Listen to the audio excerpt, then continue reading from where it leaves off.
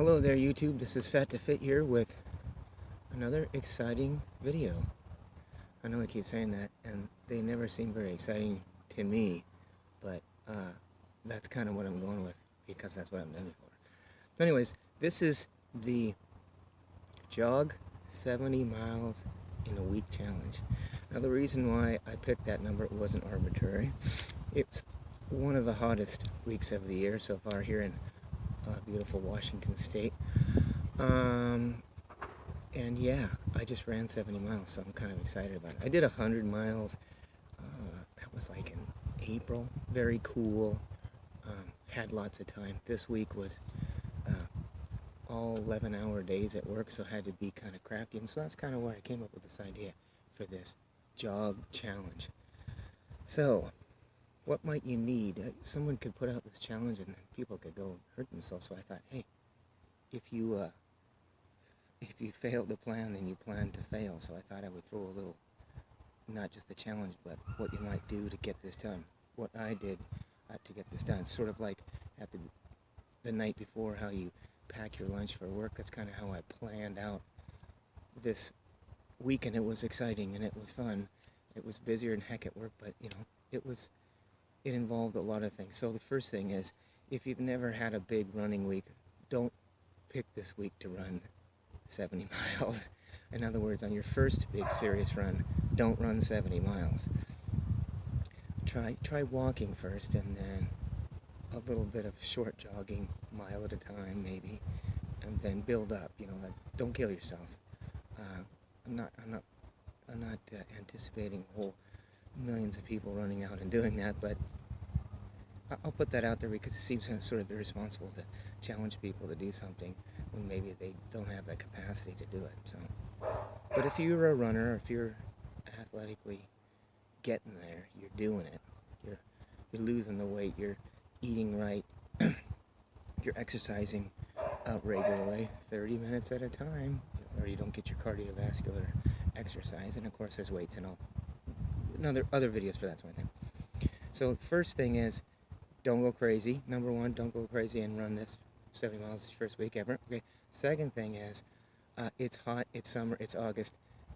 Make sure you hydrate. Now, a lot of people say you should drink, 3 gallons of water, some crazy amount a day, or that you should, the quantity that comes out of you should be a half gallon a day. I don't know about any of that stuff. People are of different sizes and they have different requirements.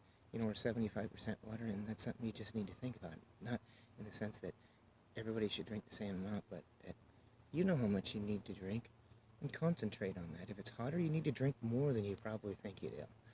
So that, for me, being a 150-something pound guy, I generally drink about 2.5 liters of water a day. Now, here's the difference. And this comes with, the next step is run early. So we'll get to that, but before it's hot and you're gonna get dehydrated. But anyways, so I drink a lot the night before. I drink a lot all day long, but in the evening, sure, you got to get up and go to the bathroom all night, but it's totally worth it, because if you have enough liquid in you, you're going to not get dehydrated, and you're probably going to have, more success. You don't get heat stroke or get faint or have vision problems. These are all signs that dehydration is at a point that it's dangerous. So keep those things in mind. But make sure you drink enough. Drinking the night before, if you're going to, the third step is in making sure that you're doing things the right way, is to exercise before the sun comes up. Do your jogs, do your bike rides, do your swimming. I guess you don't really need to do your swimming, but depends on where you're at.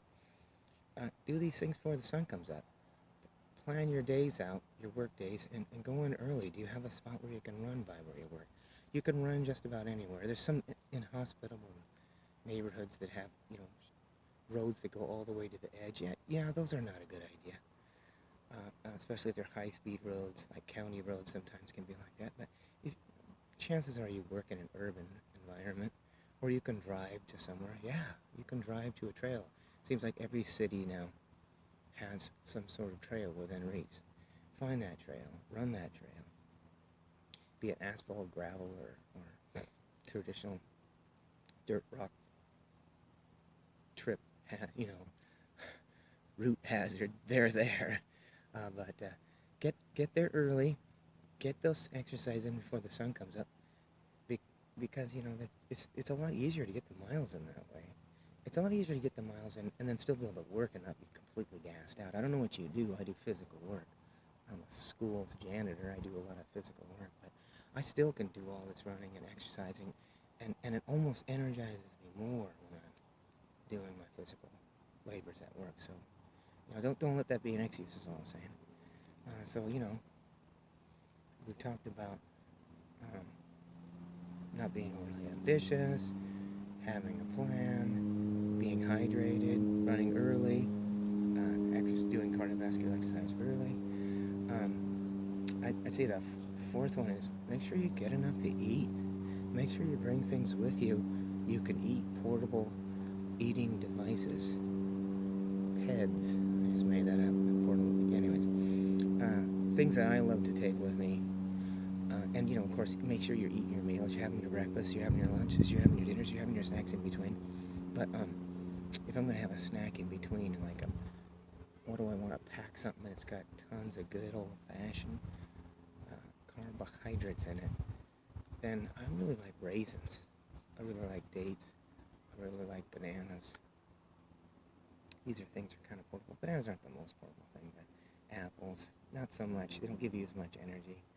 They're pleasant enough to eat, but they're not going to really get you going. You have these sugary snacks like Cliff Bars and I love Lar bars. Sometimes those can dehydrate you though, so it's up to you. If you're going to eat those sort of things, remember that and adjust for that, in that you get enough to drink on top of all these carbs that you're taking, and that will dehydrate you. So, chase it. Get that water in there. And then, I guess the fifth and final thing is that it segmented out over the days, and if you find, you'll have an idea of, okay, this day I want to do, 7 or 8 miles and 10 and 12. That's the kind of way I usually generally do it. Start out with the lowest amount, peak on Wednesday, drop down on Saturday. And that gets so you have a plan, and then in that plan, get yourself on a rotation. So if you're exercising anyway, if you're not doing this challenge, that's fine. Make sure you have your days of rest. My day of rest is always Sunday, unless my gal motivates me to do a little bit of exercising. On your days off, you don't want to just stay in bed all day. Although I'm a big fan of taking naps every day. Do you have some time in the afternoon? That will help you recover. That will help you grow muscle. That will help you, kind of get your stock in order in your body. I'm a big fan. Just naps are awesome. I mean, do you remember being in kindergarten and you were sleeping on the mat? What the heck? Why did we ever stop doing that? I love that. I come home, I have this old couch that we got from my wife's grandmother. It's older than the hills. It's comfortable. It's huge. You can lay all the way out on it. Boom. I lay down on that sucker, and, if I'm not distracted within, like, a minute or two, I'm out. I'm in another world, recuperating, recovering. Those recovery naps every day. Those recovery days, Sunday. Now, some people do a longer cycle where they go like 10 days, and then maybe they get 2 days off. I don't know. This is kind of a traditional thing. Sundays, you kind of got to take it easy Sunday because Mondays suck. Don't Mondays suck? That's a universal, isn't it? Now, depending on your schedule, maybe your Monday is a different day. If you work weekends and then, it's another day that sucks. That comes before, after your days off or your day off or whatever it goes. Those are important things. Those recovery days to help you recharge your body, but also your mind. Thinking pleasant thoughts before you go to sleep or before you take a nap. those work really, those, that works great too. Being positive, it's hard to be positive all the time. Negativity creeps into our mind. Um, and that's, you know, if you're going to do one of these challenges, if you're going to run a really long distance, that's going to be a bad thing for you, is all I'm saying. And isn't this cool, this thing? This is a felled tree. So behind my house, there's kind of an open area that had a bunch of trees in there, and we heard this. Kapah! I mean, it was like, and then like a half second later, there was a, and that's this gigantic tree. You can't really see it because I got the camera more looking at me, but this is, the tree is going this way. The camera's on it here. This is about a 60-foot tree. It goes way down the hill, and just isn't nature awesome? So I thought, hey, let's get it in there. So, do you want to do a challenge? Do you think it's stupid? Do you want to subscribe? I'll send you happy thoughts. I'll congratulate you or whatever you want. So, anything short of money or compensation of any sort, I can do for you, YouTube watcher.